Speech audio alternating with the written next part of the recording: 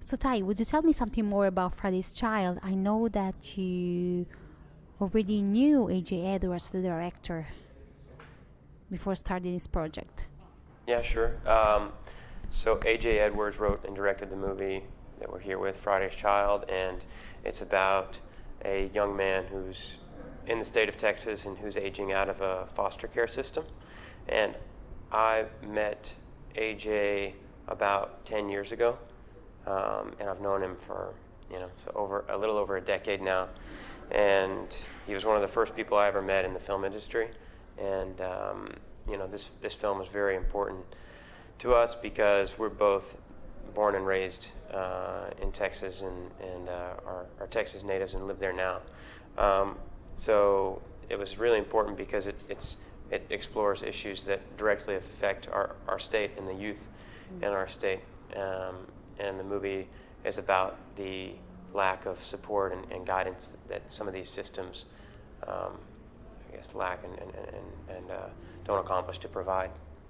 It might be cheesy or late, but how important is to find somebody who loves you to really, find your path in life, your place in the world? To find somebody that loves you? Oh, extremely. I mean, I think everybody needs love, and we all need support, and we all need people that can guide us along our way because, I don't think there's anyone who knows what the right thing to do is all the time, and we're all going to make mistakes. So, hopefully you learn from them, but and hopefully you have someone there to help you out if you can't do it yourself. So, I've always been super grateful of my family and the support I've had and the love that they've given me, not only in my career but just in my personal life. And without them, I definitely wouldn't be the same person. So. I can understand how important it is, and if you lack that, then how difficult and how challenging that must be. Before you've been asked about how you find the balance between the blockbusters and the indie movies, let's call them like that. And I was thinking about the question that you've been asked while promoting Friday's Child about detouring from your usual characters.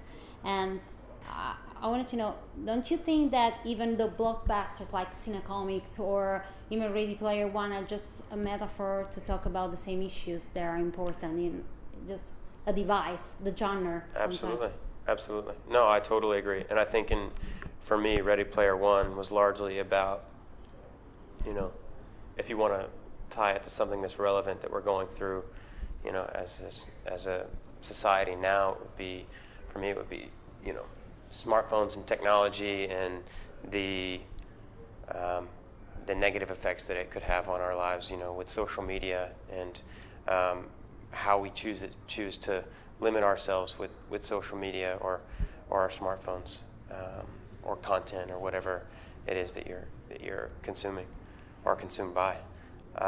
So yeah, I think people often ask me how those films are different to films like Friday's Child, and I always answer the same way by saying that at the end of the day, it's the only difference is in the amount of resources that you've been given to work with, and that it's still very much a similar experience because you're trying to tell something that's important to you, and you're trying to portray it in the best light to share with audiences so that they will have some greater takeaway at the end after watching the film.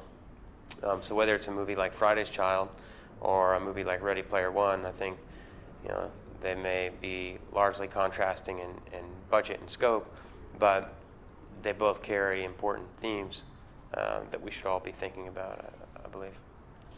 Since you worked on so many great films and important films, is there a film role that helped you the most through a stage in your life, phase in your life that you remember? Okay, by playing this character, really helped me to go through this moment in my life. Totally. I mean, almost every film. And I always think it's important to be conscious of, what you're struggling with personally at that point in life and how your work directly affects that, and sometimes I choose work, that is, exploring that while I'm still exploring it myself in my personal life, so whether it's a relation to what I'm going through in my personal life or it's relative to what's happening in our society, I always try to have that link and that connection in the work, and that's very important to me. And yeah, I always learn something from the films that I make. They teach me, so much, probably much more than even the people who watch it, who learn a lot from it. You were like both IndieWire and Variety nominated you as among the 10 actors to watch.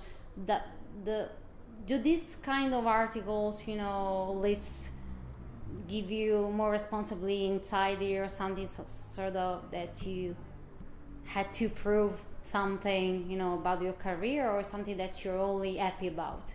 No, not something that I feel that I need to prove. I think that, you hold yourself accountable and you hold yourself responsible for things that are important to you. And I always put obstacles and challenges in my way to overcome and to grow with. I think that's always really important when you take on a new project, is to make sure it's challenging in a way that's stretching you and demanding, new skills. And just like anything, just like with your education or just like with, if you work in business, I think it's the same. As much different experiences you can possibly gain, the better. And I think that with my work, it would be unfortunate if I wasn't treating it that way. So I don't find, I think those responsibilities I inherit more from myself than the media or public, or I listen to society and what we're going through, and I pay attention to what's happening in the world, but only to better myself or help myself better understand what films would be most impactful, or what stories could be most impactful. Who's a director that you learned from the most? Oh my gosh. Well, I think I would say I learned something from every director and every filmmaker that I've worked with, but I would say I probably learned the most because I knew the least from when I was working with Terrence Malick and Jeff Nichols and David Gordon Green, and those were the first 3 filmmakers that I worked with, and I didn't know anything about film really or storytelling, and they were always very patient with me, and I had a lot of questions and they were always, they were happy to explain to me, what they thought, and so those 3 guys made a huge impact on my career, and that's what made me want to continue on working in film. And if it weren't for those 3 people at that time in my life, I don't think I would be here now.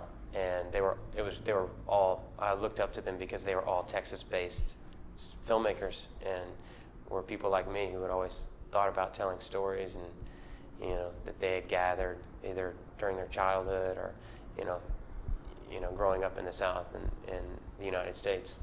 So they were very, those 3 guys were very helpful to me in my career and taught me. So you just have to work with Richard Linklater now.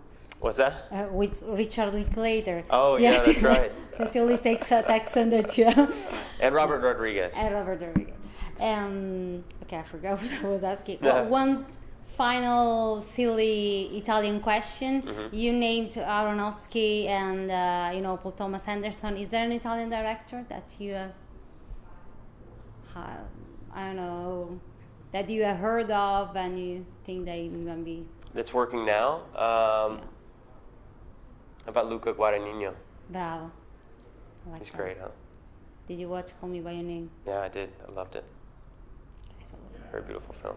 If you had to choose between Paul Thomas Anderson, Aronofsky, and Denis Villeneuve right now? Oh my God. I don't know. Geez, I don't think I could. If they all, that would never happen. But if all three of them would come to me at the same time, but I mean, I would just be grateful to work with any of them. Grazie Tye. Thank you so much. Thank you.